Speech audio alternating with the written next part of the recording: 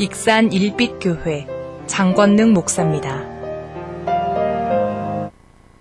부활하신 주님을 마음껏 찬양하고 이제 그 생명의 주님, 능력의 주님, 다시 오실 주님을 사모하면서 성령 강림절에 우리가 성령 충만을 받았던 초대교회의 성도들처럼, 제자들처럼 하루하루의 삶이 성령 충만하기를 사모하며 오늘도 주님 앞에 달려나와 예배하는 우리 성도님들 한 분 한 분에게 하나님의 평강과 위로와 하나님의 함께 하시는 늘 삶의 역사가 나타나는 변화의 열매가 있는 주인공들이 다 되시기를 주의 이름으로 축복합니다.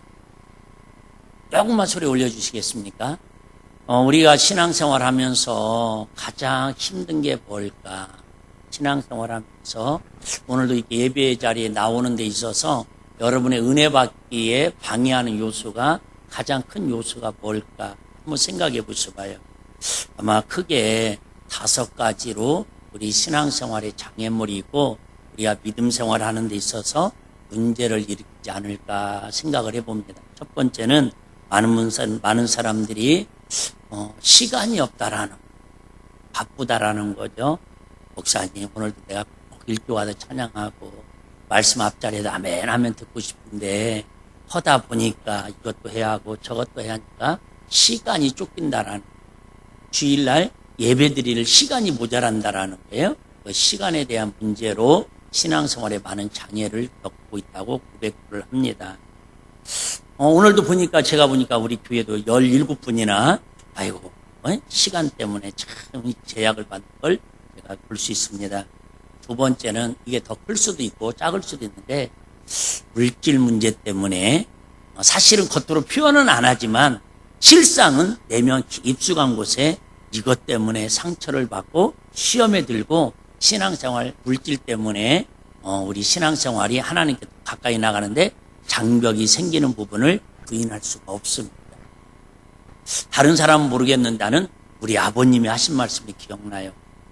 막내야, 네가 그렇게 나만 보면 교회 가자고 예수 믿자고 그러는데 교회도 돈이 있어야 다니겠더라. 다른 사람이 말했으면 내가 그러건 하는데 우리 아버님은 진실만을 말한 분이기 때문에 제가 그 말을 공감을 합니다. 자랑은 아닌데 그래서 제가 이제 휴가 나오면 우리 아버님한테 1,000원짜리를 한 30장씩 바쁜 돈을 바꿔드려가지고 어쨌든 노인 양반들은 헌금 많이 안 해도 좋으니까 20년, 지금 30년 전 얘기입니다. 아니 40년 전 얘기네요. 거의 35년 전. 35년 전에. 그래갖고 제가 명절 때는 1,000원짜리 20장, 휴가 나오면 1,000원짜리 30장, 그래갖고 주일날 꼭 교회 가서 헌금을 하라고 해도 물질 문제는 해결됐잖아요? 그런데도 안 가시더라고. 왜요? 어색하대요. 글도 모르지, 찬양도 부를 줄 모르지, 또 더군다나 나이가 제일 많은 동네 어른이 또 오시면 막 얼마나 좋아하겠어요? 한 2번 가시긴 했어요. 하도 제가 사정을 하니까 어르신 오셨냐고 막 어색하다라는 거예요. 찬양하는 것도 어색하고 밥 먹는 것도 어색하고 분위기도 어색하고 어쨌든 물질 문제가 사실은 상당히 우리 마음속에 우리 신앙생활에 장벽이 있는 건 사실입니다. 세 번째는 이게 저는 제일 큰 것 같은데 그래도 이 핑계를 대놓고 시험 들었다고 하는 사람은 많지 않은 것 같아요. 뭐예요? 사람과의 관계. 예를 들면 다 좋은데 우리 목사님은 이것이 문제야. 그냥 좋아하려면 다 좋아버리면 되는데 꼭 핑계 하나씩을 찾아요. 우리 권사님은 다 좋은데 이게 문제야. 우리 일빛교회는 다 좋은데 이게 문제야. 저 사람이 문제라는 거예요. 사람과의 관계 때문에 시험에 들고 신앙생활에 아파하고 힘들어하는 관계가 있습니다. 제일로 가까운 사람과의 관계 때문에 어떻게 보면 부부 관계, 부모 자식 관계 속에서 너 때문에 내가 교회를 안 나간다니까. 그런 소리 들을 때 하는 사람은 모르겠지만 듣는 사람은 그 인간관계 때문에 제일 힘들고 아파해. 네 번째는 사실은 이 문제가 제일 큰 문제인데 우리는 인식을 못하고 살아가고 있죠. 영적인 문제입니다. 겉으로 볼 때는 다 이런 핑계를 대는 것 같지만 실상으로 영안이 열려져서 영적으로 딱 하나님의 관점으로 보면 다 한마디로 말하면 마귀 역사고 귀신 역사에 우리가 당하고 있는데 그걸 인식을 못하고 모르고 살으니까 겉으로 나타나는 문제가 문제인 것처럼 보이는 것뿐이다 그 말입니다. 근데 오늘은 5번째, 이것이 사실은 사도 바울도 영적인 문제도 영적인 문제지만 사람과의 관계도 예수님도 마찬가지였어요. 바리새인들, 대제사장들 그런 관계 얼마나 힘들어하셨어요. 물질 문제 갖고도 얼마나 그도 어떤 갈등을 일으켰던 건 사실입니다. 그런데 사도 바울도 그랬고 예수님도 그랬고 제일로 신앙생활하는데 하나님 앞에 나아가는 가장 큰 장애물이 뭐냐면 마음은 원이로되 육신이 약하다라고 하는 즉 나의 자아, 나의 육신이 내 이 육신 덩어리가 믿음 생활하는 데 있어서 가정생활도 마찬가지고 여러분 교회생활도 마찬가지고 사회생활도 마찬가지고 여러분 내 못난 자아, 내 육신이 내 아집과 고집이 사실은 내 인생을 살아가는 데 제일 큰 문제고 장애지 다른 것들은 여러분 유부에 있는 것들은 사실은 핑계가 훨씬 많다라는 게 오늘 드리고 싶은 메시지의 핵심입니다. 그래서 오늘은 말씀을 잘 들어야 하는데 잘못 들으면 또 시험 들 수 있어요. 우리 목사님 잘 나가다 삼천포로 빠졌다고. 설교 제목 한번 따라해 보실까요? 반드시 죽어야 하는다. 시작. 반드시 죽어야 하는다. 뭔 설교 제목이 그래요. 예수님은 우리 죄와 허물을 다 살리시려고 사망권세 깨트리시고 사셨네 지난주만 해도 부활의 주님을 이렇게 찬양하고 높여드렸는데 이제 부활하신 주님이 이제 일주일도 안 지나고 이제 일주일째인데 반드시 죽어야 하는 나를 예수님이 죽고 나 살았으면 됐지. 예수님이 죽은 목적은 내가 잘 살으라고 예수님 죽었다는데 왜 우리가 반드시 죽어야 하는가? 오늘 말씀을 한번 살펴보면서 은혜를 같이 나누려고 합니다. 주부에도 올려드렸는데 간략하게 말씀드릴게요. 성공하는 사람들의 공통점이 있다라고 연구해서 책을 쓴 분이 계십니다. 습관 7가지가 있는데 성공하는 사람들은 7가지 습관이 있더래요. 꼭 그런 건 아니겠지만 대부분 이렇게 생각하니까 맞더라고요. 첫 번째는 주도적인 사람이 되라는 거예요. 주도적인 사람. 기도할 때도 주도적, 찬양할 때도 주도적, 밥 먹을 때도 주도적, 공부할 때도 주도적. 주도적이라는 건 뭐냐면 뒤에 써있죠? 수동적이 되지 말고 능동적으로 주도하라는 뜻입니다. 이왕하는 거 기쁨과 감사함으로 자원함으로 하자 그 얘기. 할렐루야.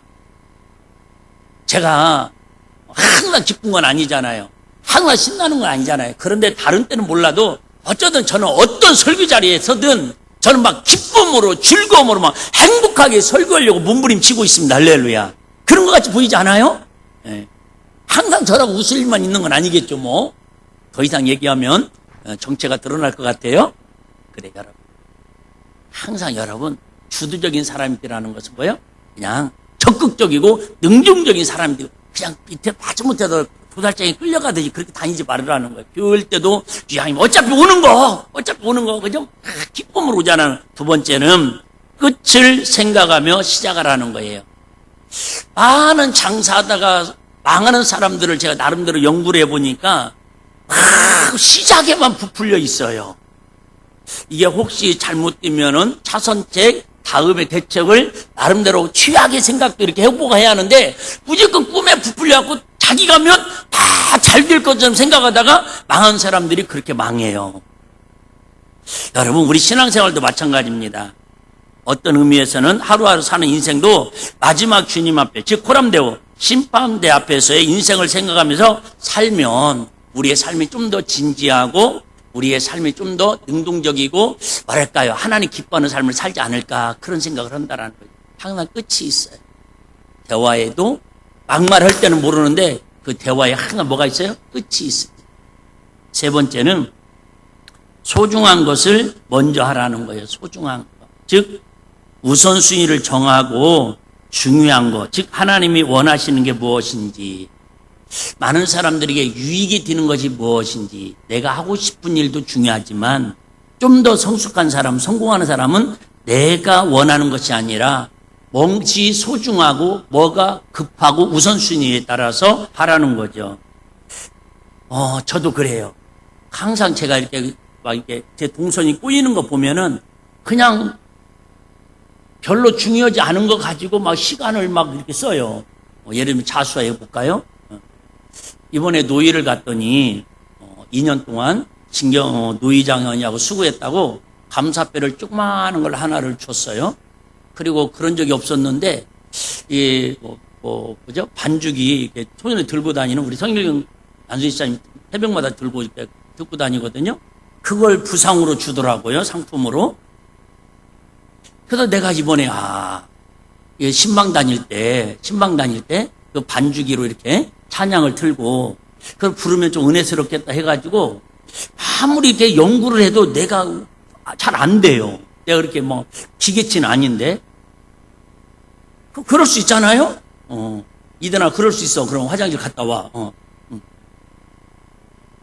그럼 다른 좀 시간 남을 때 하면 되는데 가장 중요한 지금 막 우리 찬양하고 지금 설교 준비하는데 그게 궁금한 거야. 이게 안 풀려가지고. 15분 동안 그거 하다가 정신 차려야지 내가 지금. 원래 강단에 올라온 거거든요. 그게 중요한 게 아니요. 지금 소중한 일이 아니요. 이 시간에 소중한 건 뭐예요?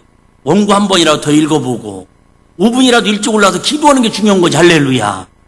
나는 이렇게 자수를 할 줄 안다니까. 양심 있어도 그래도. 그래도 지금 궁금해. 내일부터 신방 갈 때 저거 좀 써보고 싶은데. 내린 결론은 집에 가서 있다 저녁 예배 끝나고 사모님한테 물어봐야겠다. 그래요. 사람은 누구나 이처럼 내가 소중한 일이 있는데 그걸 망각하고 덜 중요한 일에 마음을 뺏기면 내 삶의 일정이 동선이 막 꼬이더라고. 예를 들면 네 번째는 이게 좀 어렵더라고요. 상호 의존 패러다임을 가지라. 즉 부부와 부부가 함께 의존하면서 형제와 자매가 함께 의존하면서 함께 유인하는 방법을 생각하라는 것이다. 참 사람이 모이면 이게 진짜 하나 된다는 게 서로 이렇게 유인한다는 게 쉽지 않습니다. 오늘 자꾸 격길로 가서 죄송한데요. 어떤 신실한 청년이 참 오직 믿음으로만 살려고 몸부림치는 청년이 이렇게 있었대요. 세상 참 관심 없고. 근데 어느 날 신실한 자매가 이 총각에게 마음이 있어가지고 이렇게 청혼을 했대요. 여자가 용기 내서 크게 청혼을 한 거예요. 형제님, 내가 보니까 정말 그대는 신실하고 하나님이 기뻐하는 사람이니까 나 조건 아무것도 안 보고 우리 믿음만 보고 당신에게 청혼하니까 나와 결혼해 주세요. 사실은 뭐 남자만 먼저 청혼하는 법은 없잖아요. 그러니까 이 총각이 뭐라고 하냐면 자매님 고맙습니다.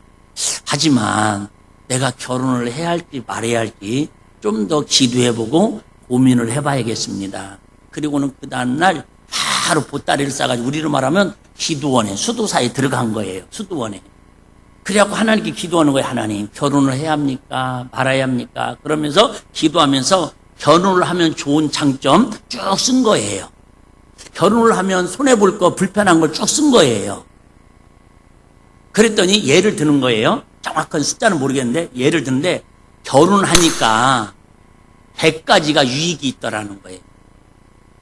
근데 결혼을 하면 불편하고 자기가 생각할 때 힘든 것이 98가지가 있더라는 거예요.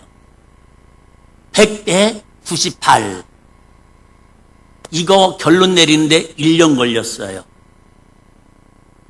그래도 98가지가 결혼하면 불편하고 내 마음대로 못하는 것도 있고 뭐 속상한 것도 있겠지만 그래도 100가지, 2가지가 더 유익되니까 결혼을 해야겠다 그래갖고는 하나님께 응답받았다고 이제 내려와가지고 그 자매 집에 찾아갔어요. 꽝꽝꽝 노크를 합니다. 그랬더니 그 아버님이 나왔어요. 웬일입니까? 그랬더니 이만저만에 작년 이맘때 내가 이 집 당신 딸로부터 청혼을 받았는데 제가 드디어 결혼을 하겠다고 응답으로 왔다고 그랬더니 이 신부 아버님이 뭐라고 했겠어요? 이 사람아 올라면 진작 오지. 우리 딸 3개월 전에 결혼했어. 저는 그 예화를 이렇게 읽으면서 많은 생각을 합니다. 우리 교회에 오면 결혼한 거 똑같은 것처럼 100가지의 유익만 있는 게 아니라 신앙생활하면 100가지 유익만 있는 게 아니라 98가지가 불편한 것도 있을 수 있어. 아까 그 중에 신앙생활하는 장애물들이 포함되어 있어요. 부부생활도 마찬가지잖아요. 여러분 솔직히 부부생활에도 막 기쁘다 막 행복하 막 100가지 좋은 점만 있습니까? 아니잖아요. 정도 차이는 모르겠지만은 어떤 분은 70일 수도 있고 뭐 신혼부부처럼 뭐 우리 김준영 안수집사님 같은 경우는 100대 한 2, 100가지 장점 2가지 약간 불편한 거 그것도 인정을 못해요. 그냥 100. 그래요, 여러분. 무슨 얘기하고 싶으냐면 서로 다른 사람이 만나서 부부로, 가정으로, 교회에서, 사회 공동체에서 편안하게 내 마음대로 이렇게 마음대로 승리하면서 살기가 쉽지 않아요. 네? 항상 서로 어떻게 하면 유익이 되고 인연이 될 것인가를 서로 상호 존중하는 그런 마음을 가질 때에 우리 신앙생활은 성공할 줄로 믿습니다. 5번째는 먼저 자신 이해하고 난 다음에 남에게 이해시켜라. 6번째는 시너지 효과를 내라. 하여튼 그래 결혼하면 어쨌든 시너지 효과가 제일 많이 나는 게 결혼인 것 같아요. 신앙생활도 마찬가지고. 7번째는 끊임없이 자신을 쇄신하라. 즉 개발하라는 거예요. 안주하지 말고. 그런데 반대로 주부에 제가 써 있으니까 여러분 한번 시간 되면 한번 묵상해 보셔봐요. 반대로 안 되는 사람, 인생을 망치는 사람의 7가지 변명이라는 그런 또 책이 있더라고요. 그 사람들 특징은 첫 번째가 뭐예요? 나도 알아요. 하지만 나도 인간이라고요. 공통점이 있어요. 여러분 이제 찾아보셔봐요. 나도 알아요. 그렇게 하면 좋은 거 나도 알아요. 목사님, 내가 일찍 와서 예배드리고 찬양하고 기도하고 저녁 예배도 나오고 새벽 예배도 나오고 수예배도 나오고 금요 차려나오고 그렇게 하면 신앙생활 유익한 줄 나도 알아요. 하지만 시간이 없어요. 하지만 피곤해요. 하지만 그만한 믿음이 없어요. 하지만 목사님이 그런 은혜를 묵지치잖아요. 이게 제일 크지 뭐 사실. 설령 그렇더라도 그렇게 말하면 안 돼요. 시험 들어야죠. 예. 두 번째는 그게 잘못이라는 걸 알아요. 하지만 예? 누가 지적을 하거나 권면을 하면 나도 알아요. 하지만 뭐 이런 이유가 있다 그 말이죠. 세 번째, 그게 옳다는 걸 알아요. 하지만 그렇게 하면 옳다라는 거 알아요. 우리 애들 말해봐요. 애들한테 자녀들한테 막 뭔 얘기해봐요. 엄마 나도 알아. 나도 알아. 제발 좀 나도 알아. 모른다고? 네, 내가 몰랐습니다. 생각이 짧았습니다. 예, 명심하겠습니다. 그런 애들 있어요? 아니야, 다 알아요. 서태지도 아는데 애들이 왜 모르겠어요? 네 번째는 여러분, 알고 보면 나야말로 정말 불쌍한 사람이라고요. 사실은 이건 진짜 조심스러운 이야기예요. 알고 보면 나야말로 정말 불쌍한, 자기 연민을 암적인 존재라는 거예요. 자기 연민. 자기를 막 비하시키고 나 같은 것은. 네? 저도 그래요. 저도 좀 힘들어지면 막, 나 같은 것은 진짜 목사하지 말았어야 하는데 목사를 해가지고 괜히 우리 성도들 막 힘들게 하고, 나 같은 건 장가를 가지 말았는데 장가 갖고 우리 사모님 괜히 힘들게 만들고, 네? 네? 그럴 때 있잖아요, 여러분들. 그럴 때 없어요? 나만 나쁜 놈이고만, 쥐가. 5번째는 나도 한때는 잘 나가는 사람이었다고요? 과거에 머물러 있는 사람들은 인생을 망치는 7가지 변명 중에 하나라는 거예요. 네? 나도 한때는, 우리 집에 다 금송아지 있잖아요? 저희 집은 없습니다. 6번째는 그런 것은 특별한 사람이나 하는 거라고요. 교회에서도 많은 분들이 그래요. 권사님 이것 좀 같이 합시다. 집사님 같이. 아이고 목사님 그것은 믿음 있는 사람이나 특별히 뭐 찬양 잘하는 사람이나 기도 많이 하는 사람이나 그 사람이나 하는 거지. 저는요. 7번째는요. 어떻게 하다 보니 그렇게 됐어요. 인생을 망치는 7가지 변명의 특징, 모든 일에 뭐가 따른다라는 거예요? 핑계를 만든다. 7가지 인생을 망치는 습관, 딱 한마디로 말하면 뭐예요? 핑계를 만든다. 공부보다는 학생들은요, 공부 못할 만한 핑계가 6만 가지가 넘는데, 목사님들은 목회 못하는 이유가, 목회를 잘 못하는 핑계가 10만 가지도 이유가 더 많대요, 핑계가. 여러분, 교회에서 헌신하고 은혜 못 받는 사람은요, 은혜 못 받는 이유가 1000개도 넘는다는 거예요, 1000가지도. 가정도 마찬가지예요. 부부간에도 마찬가지고, 여러분, 다 사업도 마찬가지고, 여러분, 핑계를 찾으면요, 10,000가지, 1000가지 넘는다라는 거예요.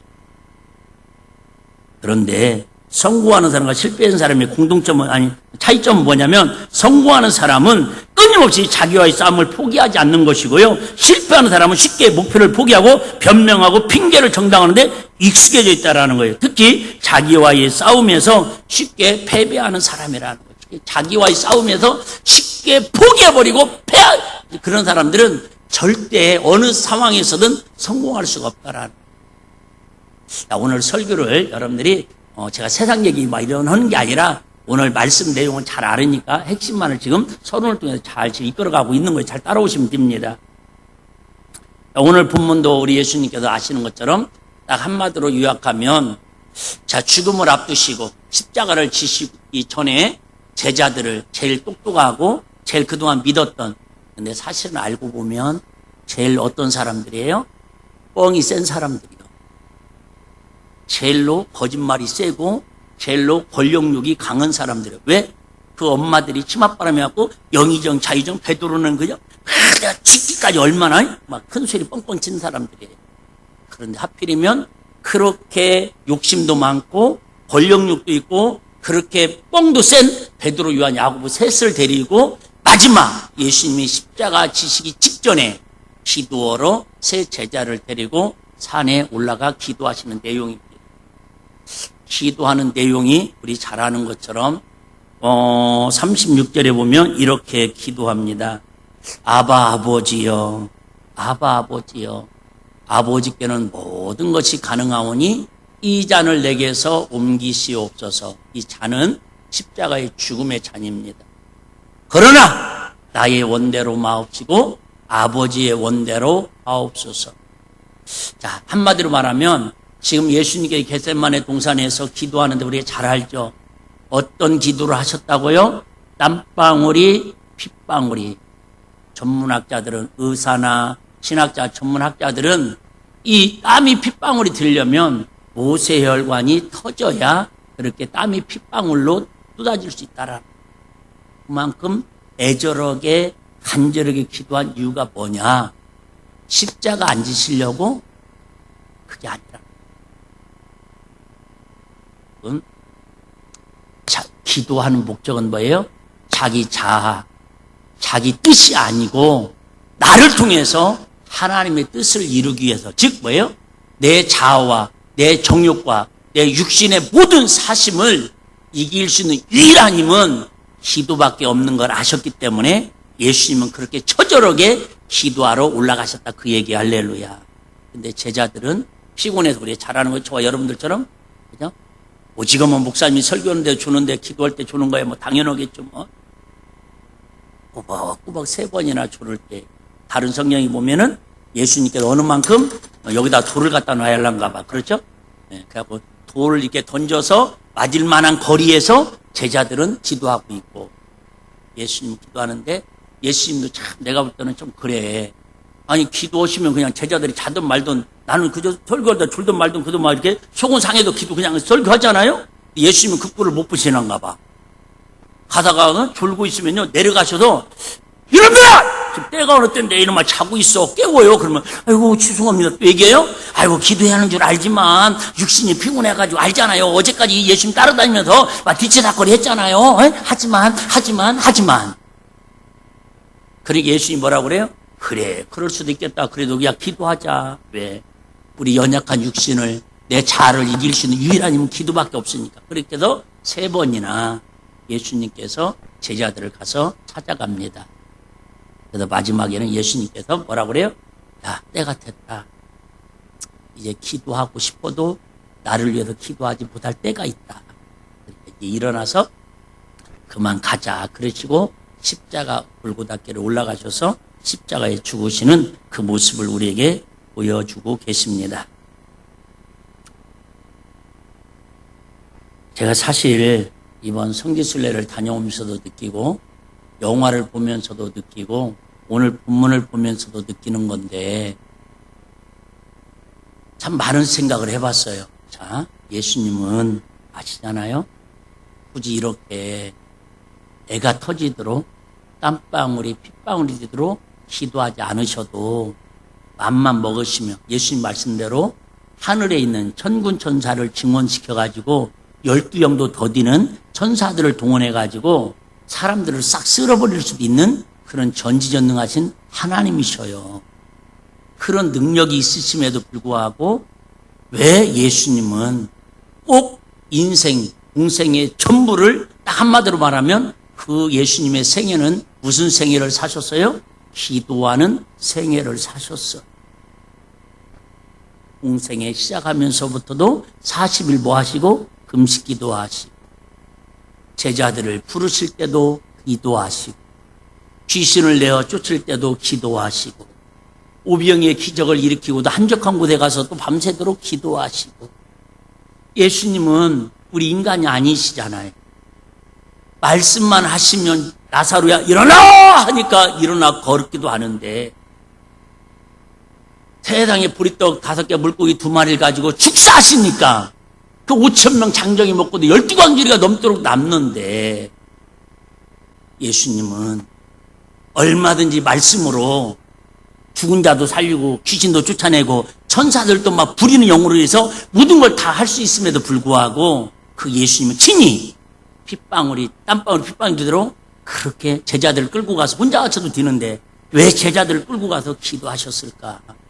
한마디로 말하면 내 육신으로는 하나님의 뜻을 온전히 이룰 수 없기 때문에 기도해야 하나님의 뜻을 연약한 육체를 통해서 이루실 수 있기 때문에 그렇다라는 거예요. 할렐루야.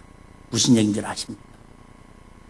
나는 사도 바울, 코바디스, 베드로나 사도 바울 주여 어디로 가시나니까 영화를 보면서 솔직히 지금도 의아한 게 그런 부분이에요.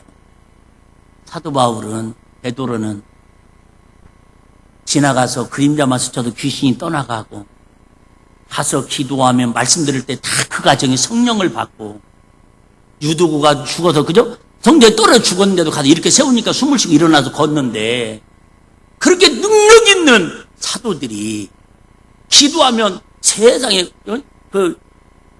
독사에 물려가지고 막 다들 저 사람 죽는다 훅 털어버리고 그냥 기도하니까 머리털 하나 상치 않도록 하나님 지켜주시는 그런 능력의 사도인데 왜 로마까지 그 먼 길 가서는 그렇게 감옥에 갇혀서 그렇게 매질당하고 핍박당하고 고통을 당하면서도 자기가 갖고 있는 능력을 써야 안 써요?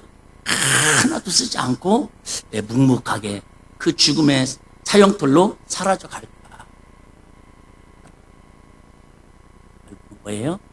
자기 육신을, 자기 자아를 죽이는 훈련을 하나님이 시키는 거다. 그 말이에요. 고급스러운 말씀 한마디 드릴까요? 여러분, 돈이 없어서 가난하게 사는 사람하고 돈이 있으면서도 검소하게 살아서 그 돈을 더 귀한 곳에 쓰는 사람들하고는 똑같이 돈을 안 쓰고 가난하게 사는 것 같지만 여러분 그 사람에 대한 뭐랄까요? 행복지수는 상상을 초월하는 거예요. 이해되시면 아멘. 제가 신학교 때 그거 깨달았어요. 쌀이 있는데 먹을 게 있는데 식권이 있는데 주님 은혜가 너무 감사해서 내 육신의 자아를 죽이기 위해서 금식할 때는 왠지 금식을 해도 내 자신이 뿌듯하고 하나님이 막 나를 사랑하시고 내 영성이 주님 닮아가는 것처럼 희열이 느껴지더라고요. 내가 식권이 3장 있는데 그 식권을 가지고 밥을 안 사 먹고 금식하고 진짜 힘든 우리 파구들에게 살짝 이거 가지고 가서 점심 드시라고 저녁 드시라고 그리고 하루 금식할 때에 그 기쁨은 하나님 나의 자아를 죽이고 내 육신을 쳐서 복종시키는 데는 얼마나 희열이 넘치는지 몰라요. 그런데 쌀국에 쌀이 떨어지고 쿠폰 700원짜리 식권이 없어가지고 내가 금식이 아니라 어쩔 수 없이 금식을 할 때는 별의별 생각이 다 들더라고요. 옥상에 올라가서 수돗물 한 모금 마시면서 하나님 이러려고 나를 부르셨습니까? 똑같이 육신의 자아를 죽이는 과정인데 능력이 있을 때에 내가 당하는 육신의 자아를 죽이는 과정하고 어쩔 수 없이 마지못해서 코너에 몰려서 망해가지고 당하는 육신의 고난은 내 마음의 생각이 다르더라, 그 얘기. 우리 일비교회 성도님들이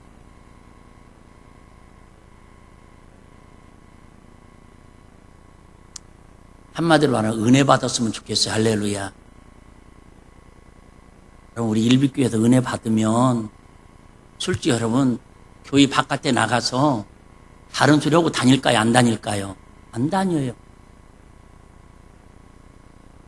근데 은혜 받을 장소에도 은혜 못 받으니까 자기한테도 문제를 찾지 않고 하나님의 몸된 성전을, 주님의 피값으로 세운 성전을 우리 성도들이 이렇게 헌신과 땀과 눈물로 하루하루 이렇게 아름답게 세워져가는 성전에 대해서 하나님 두려워하지 못하고 함부로들 그러고 다니는 게 너무너무 가슴 아프고 안타깝지 않아요?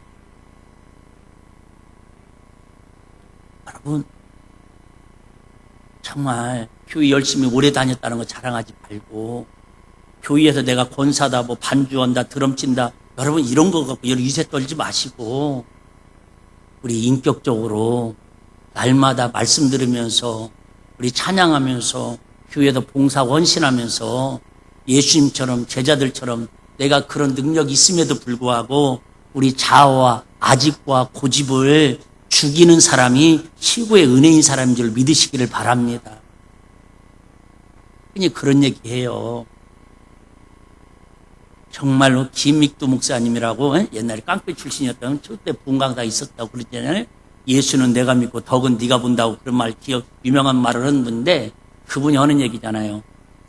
세상에 말하면 한 주먹거리도 안 되는 것이 교회 안에라고 큰 소리 치고 대먹지 않게만 잘난 체하고 참 우습다라는 거예요. 그럼에도 불구하고 그냥 다 받아주고 몰라서가 아니라 알고도 포용하고 가는 거예요. 왜? 예수님으로 인해서 내 자아가 죽고 내 아집이 죽고 내 육체의 정욕이 죽어야 그 다음부터 진짜 생명 되신 주님이 나를 통해서 지난주 말씀드린 것처럼 마음의 열매, 입술의 열매, 삶의 열매가 나타나야 야 우리 엄마가 교회 다니더니 야 우리 아빠가 교회 나가더니 야 우리 엄마 아빠가 권사되고 집사되고 안수집사되고 장로되더니 진짜 우리 가정이 이렇게 더 화목해졌다고 정말 믿음의 가문으로 든든히 서가고 있다고 야 일비교회 그래도 다니더니 저렇게 사람이 변화되었다고 그런 신앙의 고백들이 되어야지. 일비교회 다니는 사람은 다 그러냐? 거기다가 진짜 대목질을 하는 사람은 그렇게 요즘은 그런 사람 없는데 그런 사람도 있어요. 너네 교회 목사는 그렇게 가르치냐? 초창기 때 저 그 말도 들었어요. 남편이 그런다라는 거예요.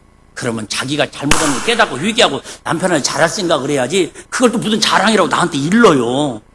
목사님 우리 남편이요 내가 이렇게 했더니요 니네 교회 목사는 강단에서 그렇게 가르치대? 내가 언제 그렇게 가르쳐요? 얼마나 잘 섬기라고 가르치는. 여러분 믿음이 뭐예요? 신앙생활이 뭐예요?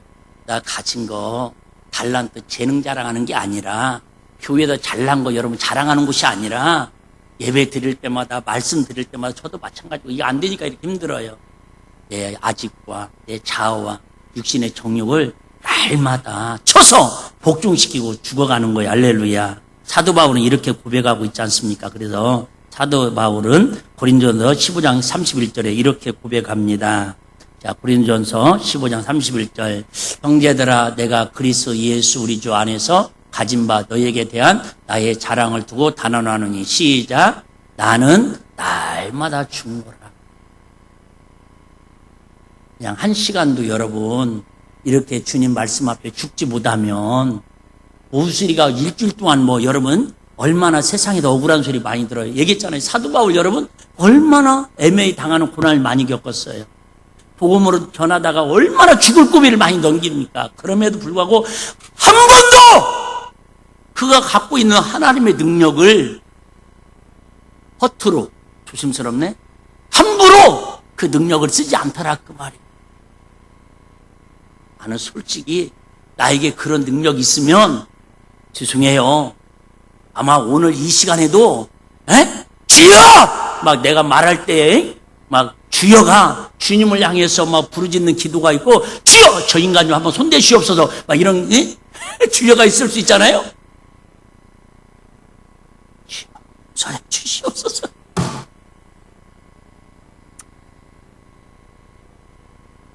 저기 어떤 교회가 있는데, 저 신도시에, 동탄인가 어디 신도시에 주다산 교회가 있대요. 주다산 교회. 우리 총이가 아니 다른 총 합동인가? 하여튼 주다산 교회. 주다산, 주님의 많은 자녀들, 제자들을 다산, 쉽게 다둥이 많은 이게 성도들을 출산하자. 이름이 얼마나 멋있죠? 주다산. 주님의 은혜로 주님의 자녀들을 많이 출산하자. 우리 교회 이름도 한번 바꿔볼까? 내가 순간 고민을 했네. 주다산. 그런데 이 주다산 이름이 발음이 조금 쉽진 않잖아요? 근데 주변 사람들이 전도지를 주면, 이게 전도지 같은 걸 주면은 거의 주자에다가 기역자를 꼭 붙여놓대요. 장난으로 기역자를 쓴대요. 그죠? 주다산 교회. 근데 그 담임 목사님이 그 전도지 이렇게 장난으로 기역자를 주다산을 기역자를 붙잡고 죽다산 교회라고 했는데, 그 주보지를 보고 그 전도지를 보고 그렇게 은혜가 되더래. 아, 그렇구나. 우리 엄마들이 산모들이 아기를 출산하려면 뭐라고 그래요? 죽다 살아났다고 그러잖아요. 아, 저도 그 딱 한마디 30초 동안 간증하는데 그 말이 참 가슴에 와닿더라고요. 은혜가 뭐예요? 믿음이 뭐예요? 하나님을 사랑하는 게 뭐예요? 우리 그냥 죽다가 하나님 은혜로 다시 산 사람들이 모여있는 곳이 교회인 줄로 믿습니다. 죽다 살았으면 우리가 좀 더 겸손해야 하잖아요. 여러분, 죽을 만큼 힘들다가 다시 하나님이 살 기회 주셨으면 우리가 또 하나님 앞에 헌신하고 감사하지 않겠어요? 제가 어제, 죄송해요, 믿음 없는 소리 자꾸 해서 세상 소리 하는 것 같아서, 어제 불의의 명곡이라고 제가 이렇게 한 번씩 보거든요. 어제는 우리 김연자 씨가 봄꽃 열정과 특집으로 이렇게 하는데, 정미애라고 송가은하고 이렇게 처음에 비스트 토로시가 나올 때 2등이가 했었던 것 같아요. 근데 이 애기 엄마죠. 그 사람 꼭 진짜 기회 되면 전도하고 싶더라. 난 송가인하고 꼭 이 정미애까지 꼭 전도했으면 좋더라고요. 내가 편지를 보내야 할란가 지금 기도하고 있는데요. 어쨌든 애가 넷이에요. 다둥이 엄마예요. 근데 넷째를 낳고 6개월인가 8개월 만에 언뜻 들었어요. 어제 언뜻 들었는데 혀암이 걸렸대. 난 혀암이라는 걸 처음 들어봤어요. 그 혀를 3분의 1을 잘라냈대. 6시간 걸쳐서 수술을 해야 하는데 의사 선생님한테 사정해도 내가 또 가수니까 노래를 하고 싶습니다. 그래서 어쨌든 좀 신경 써가지고 8시간 동안에 3분의 1을 혀를 잘라내고 수술을 봉합을 했대요. 그러면 우리 조금 고기 먹다가 조금만 씹혀도 얼마나 아파요? 말이 막 하잖아요. 아니 우리 나이만 먹어도 혀가 이렇게 지금 헛나오는데. 그런데 어제 다른 얘기 하려는 게 아니라, 야, 그 와중에서도 처음에는 가수로 포기하려고 그랬대. 말하기도 힘들고 발음도 안 나오고, 그런데도 노래하고 싶어서, 가수하고 싶어서 그 노력을 하고 노력을 해서, 야, 어쨌든 불의의 명곡이라는 그곳에 나와가지고 노래를 하는데, 모르겠어, 저는 세상 말로 참 은혜가 되더라고요. 그냥 들을 때는 노래 잘하는가 보다, 성량이 좋은가 보다 그랬는데, 그 소리를 듣고 나니까, 야, 저기에 주님만 개입됐으면, 저기다 하나님의 은혜만 들어가 있으면, 야, 우리 기독교의 가장 아름다운 스토리가 될 수 있을 텐데, 희망이 아이. 난 그걸 보면서 내가 많은 생각을 했어요. 만약에 내 혀가 3분의 1이 잘려져 나갔다면 하나님이 나에게 맡겨주신 설교하기 위해서 얼마나 내가 열심히 노력하고 또 하나님의 복음을 전할 열정적으로 하고, 반대로 그것까지는 안 해야 하는가? 우리 성도님들은 내가 혀가 반절 잘려져 나가가지고 재활하는 동안에, 발음이 안 나오는 동안에 우리 목사님 언젠가는 말씀을 전할 수 있을 거야.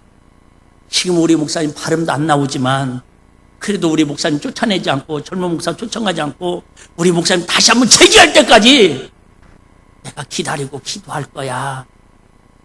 그런 우리 일비교회 성도들이 몇 분이나 계실까 생각을 해보니까 만감이 교차하더라고요. 세상. 물론 그런 노래 속에, 대중가요 속에 위로를 받고, 어떤 사람은 우울증으로 30년을 고통받는데 해결받았다고 콘서트 참석했다가 자녀들이 와서 감사하는 그런 사람들도 있대요. 그럼에도 불구하고 아무리 그런 감동이 있는, 스토리가 있는 노래라도 사람을 울리긴 하지만 영혼의 구원함은 없는데, 그러잖아요. 영혼의 구원함은 없는데, 목사님의 찬양이나 교회에서 이렇게 약간 음이 다른 찬양을 부를지라도, 그들만큼 잘하지는 못할지라도 우리 찬양 속에는 생명이 있고 변화가 있고 하나님의 음성이 들려지는 축복이 있는데, 세상에 가수를 포기하지 않고 노래하기 위해서도 저렇게 열심히 자기를 죽이면서도 살려고 저렇게 애쓰고 수고했다면, 야, 나는 좀 더 육신이 힘들다고 피곤하다고 핑계대지 말고 주님이 기뻐하는 이 거룩한 사역을 우리 사랑하는 성도들에게 한 말씀이라도, 좀 더 생명 있는 말씀, 위로되는 말씀, 내 뜻이 아닌 하나님의 뜻을 우리 성도들에게 전했을 때에, 우리 성도들이 그걸 하나님의 뜻으로 받아들였을 때에 내 아직과 내 육신의 자아는 죽어질 때에 진정한 예수 그리스도의 삶이, 부활의 주님이 저와 여러분을 통해서 드러날 줄로 믿습니다. 어떻게 하면 우리가 이런 불신앙적인 자아를 죽일 수 있겠습니까? 고린도서 10장 12절만 한번 읽어보겠습니다.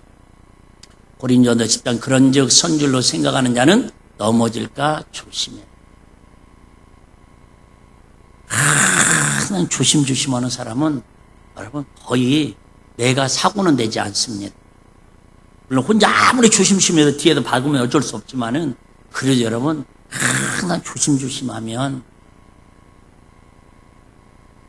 근데 우리는 순간 나도 모르게 벌떡 일어나는 순간에, 제가 그런 얘기 했잖아요. 또 한 번 해야겠는데, 오랜만에 저 아마존 밀림에 가면 원숭이 잡는 법과 곰을 잡는 방법이 있대요. 예, 곰 잡는 방법만 알려드릴게요. 곰이 얼마나 무서워요? 그 응담, 쓸게 얘기하는 거예요. 큰 곰이 항상 지나다니는 길만 지나다닌답니다. 그러면 사냥하는 사람들이 곰을 어떻게 잡냐면, 마이크가 없어졌네? 예, 큰, 그죠? 통나무를 갖다가 양쪽에다가 끈으로 묶어놓은대요. 그러면 곰이 이렇게 가다가, 아침에도 없었는데, 언제 왔지?